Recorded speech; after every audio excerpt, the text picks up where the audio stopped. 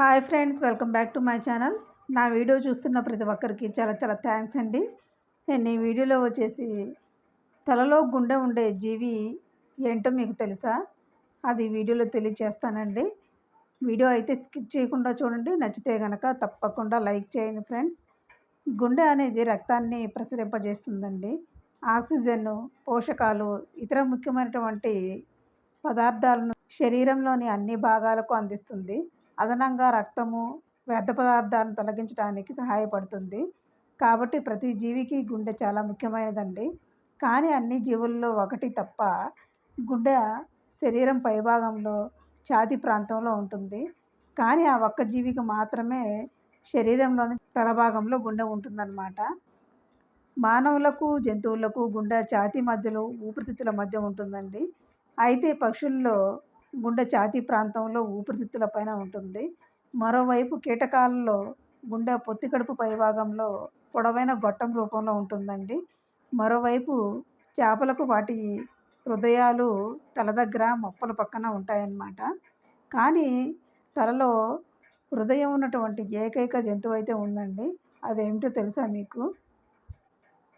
అదైతే చూద్దామండి ఇప్పుడు.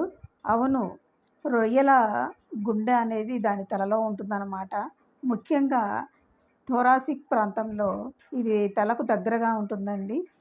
రొయ్యల వంటి కొన్ని క్రస్టేసియన్లలో గుండె అనేది శరీర పైభాగంలో తల దగ్గర ఉన్నటువంటి ఒక ప్రత్యేకమైన జీవ నిర్మాణం అండి. రొయ్యలు ఒక క్రస్టేసియన్ జంతువు అనమాట. దీని శరీరం 3 ప్రధాన భాగాలుగా విభజించబడుతుందండి. తల, ఛాతీ, ఉదరం అనమాట. కానీ ఆసక్తికర విషయం ఏమిటి అంటే రొయ్యల తల, ఛాతీ భాగాలు కలిసిపోయి సెఫలోథొరాక్స్ అనే పిలువబడే ఒక నిర్మాణాన్ని ఏర్పరుస్తాయి. రొయ్యల గుండె ఈ సెఫలోథొరాక్స్లో ఉంటుందన్నమాట. రొయ్యల గుండె అనేది తలపైన వెనక వైపు ఉంటుంది. ఇది శరీరం అంతా రక్తాన్ని పంప్ చేసి సరళమైన గొట్టం లాంటి నిర్మాణం అన్నమాట అండి.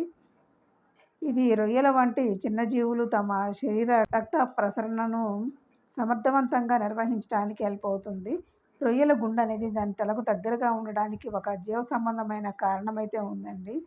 వాటి శరీర నిర్మాణము తల, థొరాక్స్ కలిపి ఒకటే సెఫలోథొరాక్స్గా కలిగి ఉంటుందన్నమాట. కాబట్టి గుండె ఈ ప్రాంతంలో కేంద్రీకృతమై ఉంటుంది. ఇది పైభాగం నుంచి క్రింది శరీరానికి రక్త ప్రసరణను సజావుగా సులభతరం చేస్తుందండి. అదనంగా రొయ్యల మొప్పలు కూడా తల దగ్గర ఉండటం వలన ఆక్సిజన్ గ్రహించి గుండెను అందించే ప్రక్రియ త్వరగా జరుగుతుందండి. రొయ్యల హృదయ స్పందనను పైభాగంలో నిశ్చితంగా గమనించవచ్చు అన్నమాట. అవి ఒత్తిడికి గురైనప్పుడు కానీ లేదా కదులుతున్నప్పుడు కానీ ఈ బీట్ రేట్ అనేది పెరుగుతుంది. ఈ ప్రత్యేకమైన నిర్మాణం రొయ్యలను ప్రకృతిలో అద్భుతమైన జీవిగా మార్చిందండి. కాబట్టి సంక్షిప్తంగా చెప్పాలి అంటే రొయ్యల గుండె సెఫలోథొరాక్స్లో దాని తలకు దగ్గరగా ఉంటుంది.